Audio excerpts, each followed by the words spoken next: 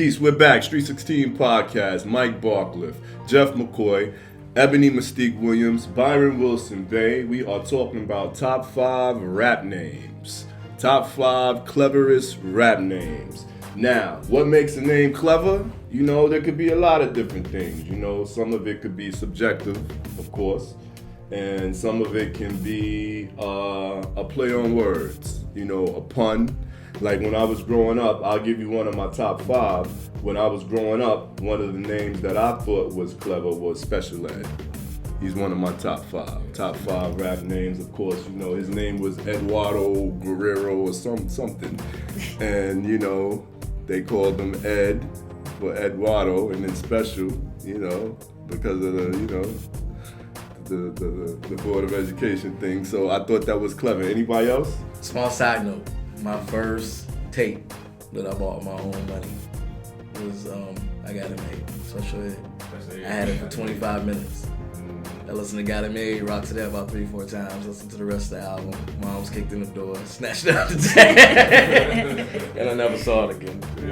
Wow. All right. Anybody else? Who else got a top 5 rap name? Who wanna go next? You got one, B? Lords of the Underground. Okay. And they used to call themselves Low Tug. I just like the name Lords, you know what I'm saying, the Underground. They had an underground type sound.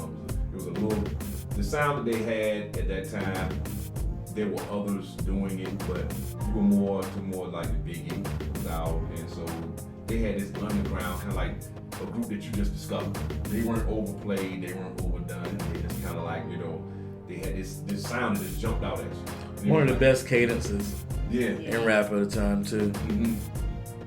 All right. Who else? Jeff, you got one? KRS-One. All right, and that stands for? Knowledge reigns supreme over nearly everyone. Did you know that? Yes. All right. Yes, He was at Peabody's a couple of weeks back. August 17th, I believe. Right? Great show. Was it? Great show, yeah. Key, she was there with me, and not the biggest hip hop head at all, but she loved crying.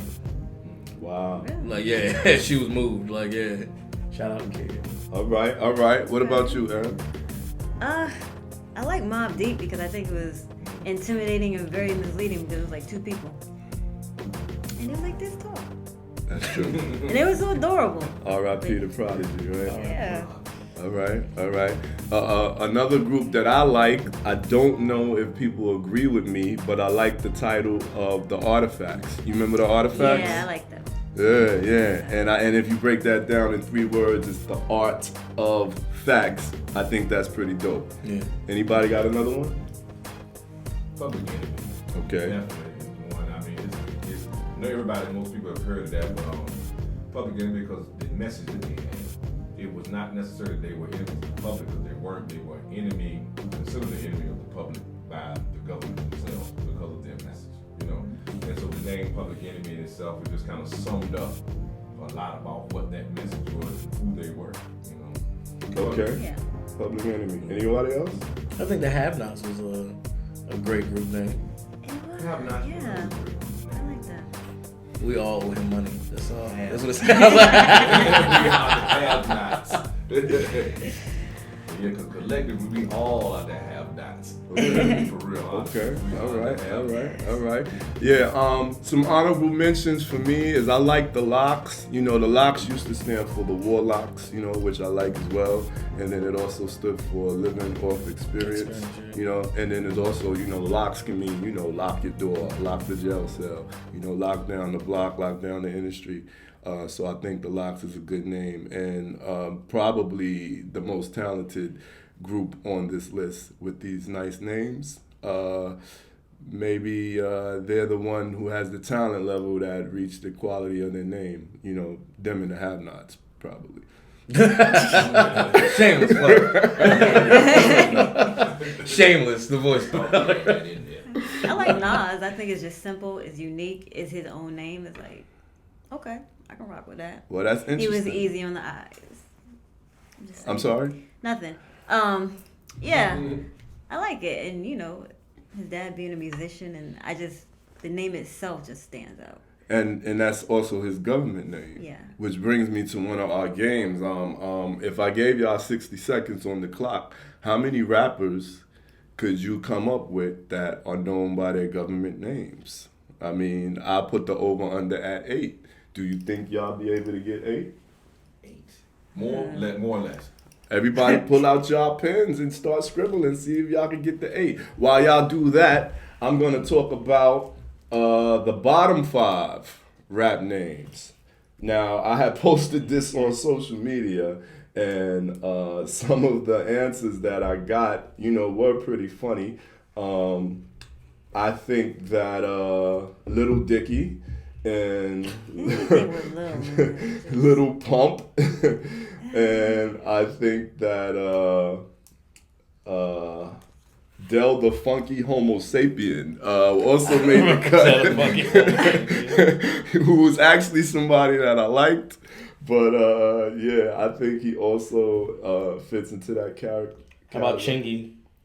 Yeah, that's also a very not a great name. And I was riding in the car with my peoples the other day, and we was talking about that, and they was like, RZA and Jizza are pretty corny and terrible rap names as well. I don't think so. Raisin Genius. I mean, it was Raisin Genius. Like I like RZA and Jizza.